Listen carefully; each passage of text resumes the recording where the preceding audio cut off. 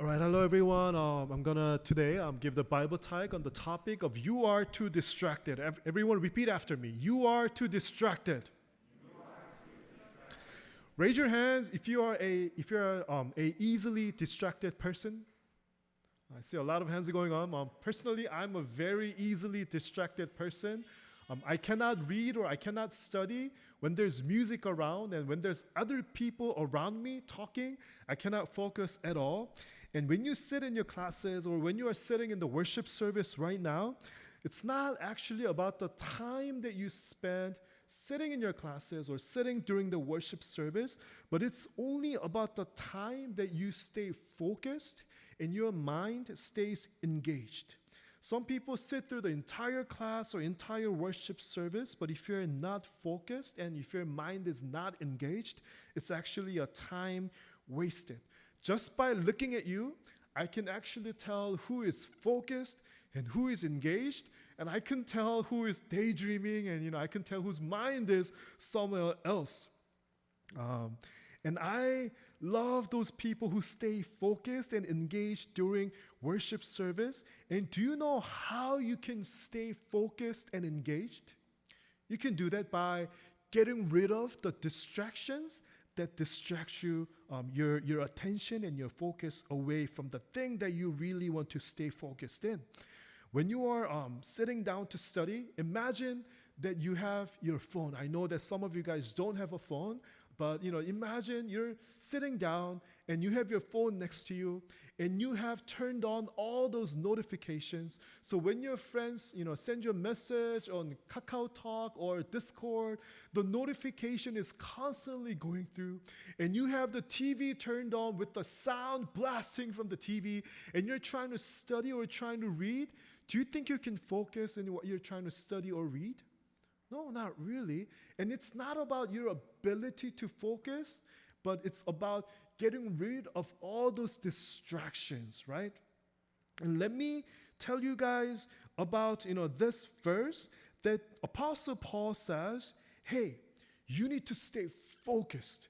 And you need to get rid of all these distractions in your life so that you can focus your mind, your heart, and your life on God. So let's read 1 Corinthians chapter 7, verse 35 together at the count of 3, okay? 1, 2, 3.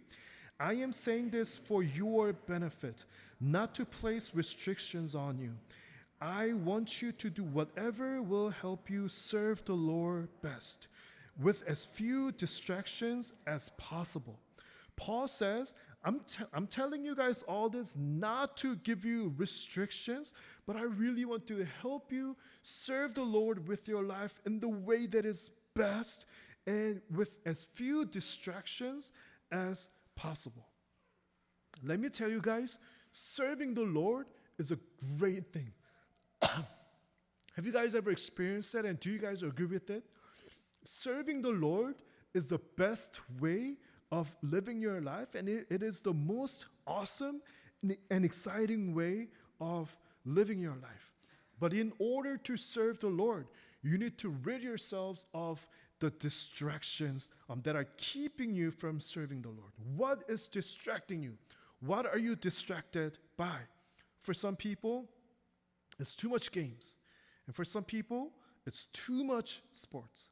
And for some people, it's trying too hard to be popular, to be accepted by somebody else.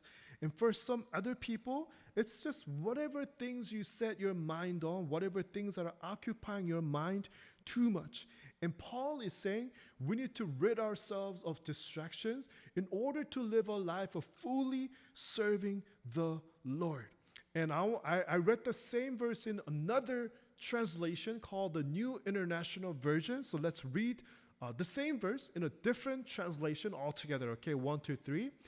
I am saying this for your own good, not to restrict you, but that you may live in a right way in an undivided attention to the Lord. Notice how this version says in undivided devotion to the Lord. Do you guys know what it feels like to get undivided attention as opposed to divided attention from someone? What if somebody says, I work for Apple and I work for Qualcomm as well.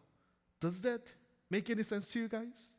What if somebody says, I cheer for the Golden State Warriors, and I also cheer for LA Lakers? Does that make sense to you guys?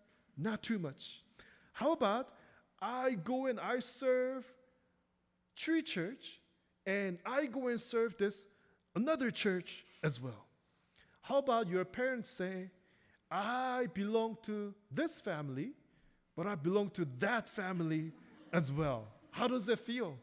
What if your mom said, what if your dad said, I am going to cook for you and I'm going to work for you only about half the time. I'm going to give you guys rides only about half of the time. I'm going to serve these other families or other kids. You're on your own, buddy. Good luck. How would you feel? You will feel horrible, right? What if, I'm going to give you guys one more example. What if your future, I say future, right? Not current, your future boyfriends or girlfriends say, I like you, but I like this other guy or other girl as well. How would you feel? You will feel horrible, right? And in a way, that's what we do to our God by being distracted by all these things and offering our God half-hearted devotion and a divided heart to our God. And how would God feel? Are you too distracted to serve God, or is your heart undivided for God? This is how some people feel. I'm gonna give, God some of my life, a little bit of my life's devotion, and I think I'm doing pretty well. That's how honestly some people think, and some people think, hey, it's better than nothing, right? But God says He created us, He loved us, and He has given not just a part of Him, but He has given everything to us in the person of Jesus. And He says, now, give your lives to me. Because that is actually the absolute best way of living your lives. We only give the leftovers our lives to our God. How would you feel if somebody gave you some leftover chips? How would you feel if somebody just ate a lot of ice cream and somebody just gave you a leftover ice cream? It's probably better that you don't give the leftover at all, right? When we serve God, God asks and God requires that we get rid of all the distractions and we give our whole lives and entire lives to God. It does not mean that you don't play sports. It does not mean that you don't hang out with your friends. But whatever you do everything in your proper devotion and worship to our God, and give God our undivided attention and undivided devotion of your lives. Would you say amen to that? Can you guys do that? Amen. All right. You may rise.